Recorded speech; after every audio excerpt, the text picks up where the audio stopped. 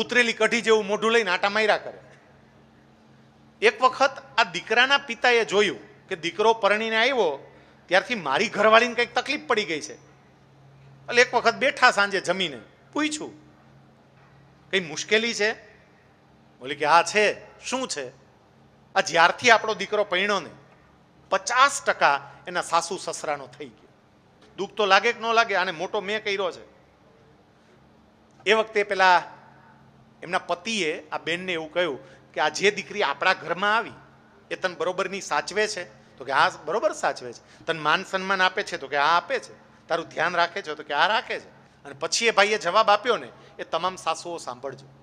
એ ભાઈએ પોતાની પત્નીને એવું કહ્યું, જરા વિચાર તો ખરી, કોઈની દીકરી પોતાનો પરિવાર, પોતાના માતા પિતા બધું જ છોડી અને 100% જો આપણી થઈ શકતી હોય તો આપણો દીકરો 50% સામેવાળાનો થાય એમાં દુઃખી થવા ન હોય.